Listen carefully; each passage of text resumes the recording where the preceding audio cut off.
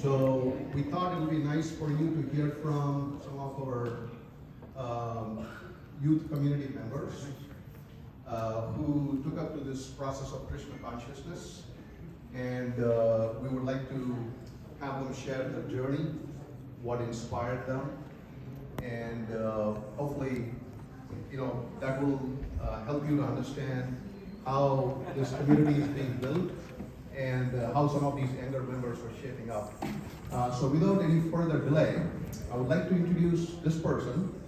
It always gives me immense pleasure to talk about this person because I've seen her from a very young age. I was doing the same thing even when she was young, introducing her in so many performances. But what is so enthralling for me is how this person has shaped up over a period of time, probably like 10 years. She is actually the daughter of Rasik Krishna Das and Rasika Radhika Mataji, who are there amongst us today. If both of you can raise your hands, I think Mataji is here. And I don't know where Prabhu is. Prabhu is here. Oh, Prabhu is Here. Oh, right here. Sorry. You're somehow invisible today. So, wonderful family. We have known them for a long time. This person, at a very young age, at the age of 3, she started taking up to this process of Krishna Consciousness. She even completed a very tough course, Bhakti Shastri course. I have to tell you, even I struggled to take that exam. So she's done it at a very young age. She's not only got a good grasp of the scriptures at this age. What I like most about this person is she's very spontaneous, she's very enthusiastic, she embraces the scriptures in a true fashion. Having said that, I would like to introduce her to the stage, and please join me in welcoming Ishika.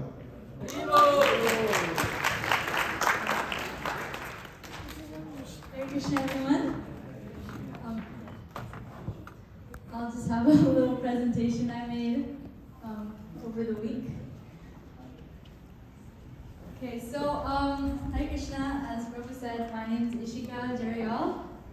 I am 13 years old. I'm in 8th grade. And today I'm just going to talk a little bit about what inspires me to practice Krishna consciousness. So thank you so much for coming to this dinner. We all have things, and we sometimes lose our inspiration for things, either because we're stressed, or we're sad, or we're mad, there's so many reasons for why we might lose our inspiration for things. However, there's some things that kind of connect us, or they're like these ropes that keep us inspired. And for me, for Krishna consciousness, I sometimes myself lose my inspiration to practice Krishna consciousness, whether that be because of like schoolwork, or it be because of something I'm sad about. But I have 3 things that keep me inspired to continue to practice Krishna consciousness. Now, before I evaluate on those 3 things, I would just like to discuss about my journey in Krishna consciousness for a little bit. As Prabhu said, I started when I was 3 years old. My parents were introduced to Krishna consciousness, so I therefore followed, and I was really interested in kind of like the enjoyment part of Krishna consciousness. Of course, everyone loves the prasadam, and then I loved dancing on Janmashtami or singing bhajans at kirtans. But I really didn't understand who we were, why I was practicing this. I didn't really read the Shastra. Yes, of course, I read those like tiny kids' books about Krishna's pastime and all, but I didn't really read the knowledge, the fruit of Krishna consciousness until about 2 years ago or 3. It was during the pandemic. I started a Narasimha course. Now, of course, I've read the Narasimha story so many times, but I was forced into this course, actually. But I loved it so much. Although I had read it so many times, I just really loved how the person who taught me, which is Gopikita Mataji, she explained it in such a way where I understood it, and I actually got some learning from it. And then I was like, oh, this was pretty nice and fun, so why don't I continue? So then she had something called a Bhakti Shastri. Now, honestly, I'm not even joking, I didn't even know what Bhakti Shastri was. I was like, okay, I really enjoyed her first class, why don't I just join this next class? And that's when it really, like, wow, hit me. Because we started with Nectar of Instruction, and for those who have read it, you know how it's very instructive. And I started to see change in my bhakti itself. You know, I started becoming more, I would say, like, more towards bhakti. I started increasing my bhakti by chanting more rounds, kind of really focusing when I read Shastra. And I actually started understanding, like, oh, who are we? Oh, and how I am supposed to live a material life and a spiritual life. Because, you know, I mean, as a youth, I have to go to school and I have to deal with all this material concept, and I have to deal with, like, Krishna Consciousness spiritual. So this Mataji, Gopikita Mataji from Dallas, Texas, she really explained to me how we can use spiritual concepts from the Bhagavad Gita, from Nectar of Devotion, from Nectar of Instruction, and we can use that to also help us in our material life. So that really hit me, and that really, like, kind of sprouted my Krishna conscious and my bhakti, and that's now present day. I have finished the Bhakti Shastri. It is made out of Nectar of Instruction, Bhagavad Gita, Ishapanishad, and Nectar of Devotion. And now I'm just going to talk about 3 things that kind of inspired me to continue to practice Krishna consciousness. Okay, so first thing are my passions. If one thing I learned, the most important thing I learned from Gopikita Mataji is that you can use anything in Krishna's service. I mean, you name it, you can use anything. So I love to dance. I've been dancing since I was 5. And I actually danced at the Bhumi Puja, for any of those who were there, and I danced from Janmashtami. And I just really enjoy dancing on a Krishna bhajan, and I love reenacting Krishna Leelas. For the Bhumi Puja, I was actually dressed up as Krishna, and it was really fun, you know, kind of reenacting that and, like, thinking, oh, this is what Krishna would have done. Second passion I have is singing. I love doing kirtan.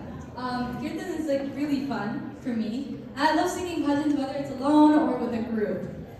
And so that kind of inspires me to want to sing kirtan, or inspires me to want to dance for Krishna. The third thing is dressing up. So, not myself, but, like, I mean, like, ever since I was a little kid, you know, all those girls out there, you know, we always loved those Barbie dolls, and we always loved dressing up those Barbie dolls. But for me, I love dressing up my DTs, who are right there. My mom and I dressed them up today. So these 3 things really, like, they, like, inspire me. Like, whenever I'm, like, down, I'm like, oh, I don't want to do this, or I don't want to. Because, like, I sometimes lose my inspiration to chant. Because, you know, chanting, I can't chant attentively sometimes. But then I'm like, oh, but I love, like, all the time, I'll be ready to dance for Janmashtami, or I'll be really excited to. So that's my passions. And over here I just have some pictures of my DJs, me with my dance group, and then just me singing. So next thing are devotees. So sadhu-sangha is really important because they really help you advance your Krishna consciousness, whether it be because of their actions or because of them preaching or helping you. So one example is devotees at the temple.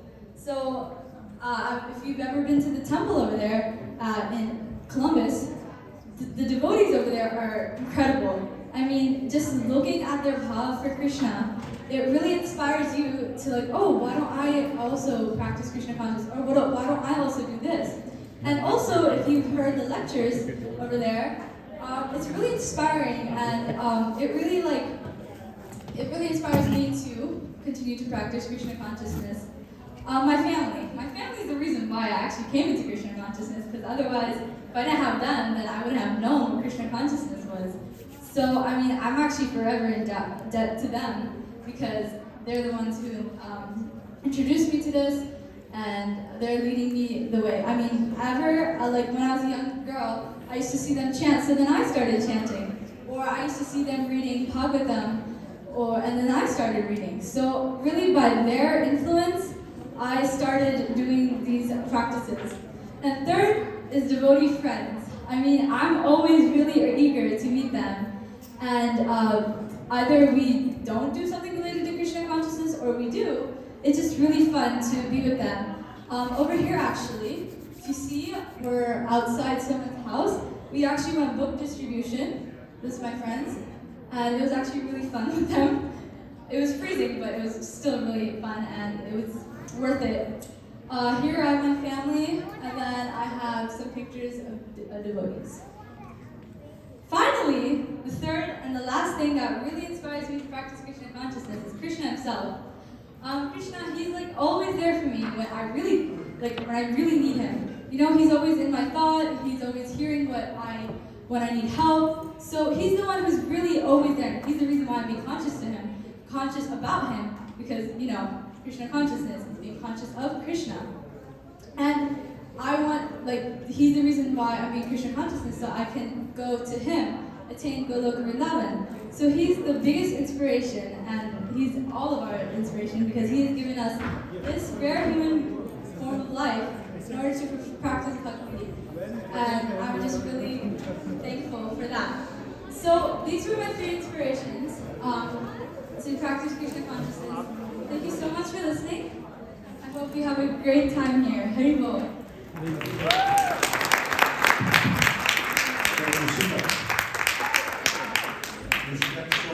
You shared so much about your experience, what inspired you. There was nothing about food. Krishna consciousness doesn't end. So what's your favorite dish? So I love many foods, but I think if I had to choose one that I really love, is my mom's bhindi sabji with raita. It's just incredible. And we can hang out together. I love bhindi sabji. Okay. Now that you exposed to your mother, she's in trouble. So thank you very much, Ishika. Please give up for Ishika. So we're going to have one more Krishna conscious.